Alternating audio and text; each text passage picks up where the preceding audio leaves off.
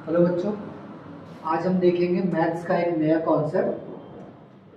तो एक क्वेश्चन है मैथ्स का, 6 डिवाइडेड बाई 6 डिवाइडेड बाई 6। ये एक क्वेश्चन है। अब हम इस क्वेश्चन को हम दो तरीके से सॉल्व कर सकते हैं। या तो हम पहले इन दोनों को सॉल्व करें, या तो पहले हम इन दोनों को सॉल्व करें। तो इसके दोनों के अलग अलग मेथड से हम करके देखते हैं। पहले हम पहले दो को सॉल्व करके देखते हैं। 6 डिवाइडेड बाई 6, ये क्या हो जाएगा? 6 डिवाइडेड बाई 6, तो ये हो जाएगा 1।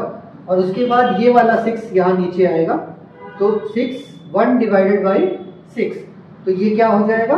1/6। ठीक, एक मेथड ये हो गया। इसमें हमने पहले इन दो को सॉल्व किया और जो आंसर आया उसके बाद उससे इसको डिवाइड किया।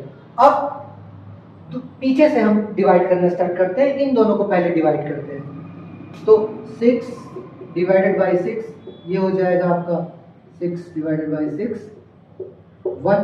ठीक है, अब ये वाला 6 बचा हुआ है, इस 6 को हम क्या करेंगे? जो आंसर आया है उससे डिवाइड करेंगे 1 से।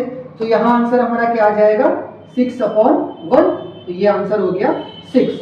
तो अब आपको बताना है कि ये वाला आंसर सही है या ये वाला आंसर सही है, क्योंकि एक ही क्वेश्चन को दो अलग अलग तरीके से मैंने सॉल्व किया और दोनों में क्या हुआ, हमारा आंसर अलग अलग आया। तो अब हमको बताना है कि ये वाला आंसर सही है या फिर ये वाला आंसर सही है। तो यहां पर हमको पता है हमने कौन सा मेथड लगाया है, बोर्ड मास मेथड। दोनों में बोर्ड मास लगाया हुआ है, लेकिन एक में सही तरीके से लगा हुआ है, एक में सही तरीके से नहीं लगा हुआ है। तो जो सही तरीका है बोर्ड मास का, वो क्या है? लेफ्ट टू राइट सॉल्व करने का।